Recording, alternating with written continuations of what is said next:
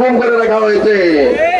আমরা বলতে চাই, শেখ হাসিনা স্বৈরাচার ছিল, সে স্বৈরাচার এদেশের ওলামায়ে কেরামকে না মানুষ বানানোর চেষ্টা করেছিল, এদেশের ইসলামপন্থীদেরকে জঙ্গি নেগেটিভ সাজিয়ে সারা পৃথিবীতে বাংলাদেশের ভাবমূর্তিকে নষ্ট করেছিল।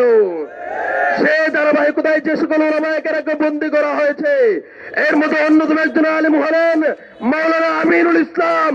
সেই বয়োবৃদ্ধ আলেমকে স্বৈরাচার হাসিনা যেখানে গ্রেফতার করে রেখেছিল, এই 24 পরবর্তী সময়ে ইন্টারিম সরকার কেন তাকে এখনো পর্যন্ত জামিন দিল না, আমরা জানতে চাই।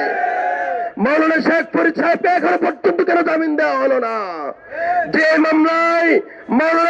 মামলায় তারেক রহমানকে খালাস দেওয়া হয়, সেই মামলায় এখনো পর্যন্ত ওলামায়ে কেরামকে কেন জেলের মধ্যে বন্দী করে রাখা হয়? আমরা আদালত কর্তৃক এমন বৈষম্য মানি না। আদালত দেশের নাগরিকদের সাথে ন্যায় বিচার করতে হবে। আদালত দেশের নাগরিকদের সাথে দ্বৈত আচরণ করতে পারে না। আদালত দেশের নাগরিকদের সাথে ভিন্ন আচরণ করতে পারে না। আমরা আদালতের দৃষ্টি আকর্ষণ করছি, আমরা এদেশের বিচার ব্যবস্থার দৃষ্টি আকর্ষণ করছি। আমরা বলবো বিচার ব্যবস্থা স্বাধীন হতে হবে।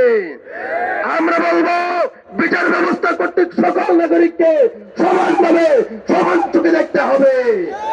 কাউকে রাতারাতি জামিন দেওয়া হবে, কাউকে রাতারাতি খালাস দেওয়া হবে, আর কারো জীবনকে বিপন্ন করে দেওয়া হবে, এটা এদেশের বৈষম্য বিরোধী জনতা মেনে নিতে পারে না।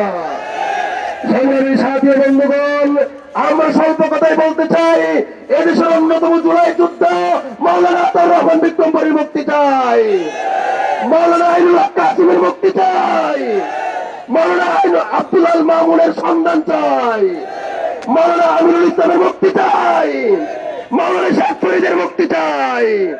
আর কোন মাজলুমকে যেন কারাগারে আবদ্ধ করে না রাখা হয়, সেজন্য সরকারকে অনতিবিলম্বে এই সকল ওলামায়ে কেরাম সহ সকল মাজলুমদেরকে মুক্ত করার জন্য, সকল মাজলুমদেরকে জামিন দেওয়ার জন্য উদাত্ত আহ্বান জানাচ্ছেন।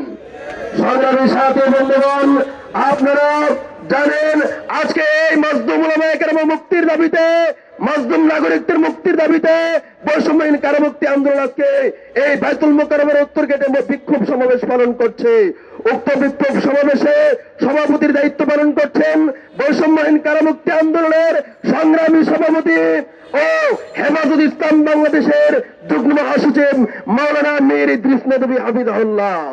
সংগ্রামী সাথী বন্ধুগণ, এই পর্যায়ে বক্তব্য দেওয়ার জন্য অনুরোধ করছেন ইন্তিফাদা বাংলাদেশের প্রেসিডিয়াম সদস্য ও বৈষম্যহীন কারামুক্তি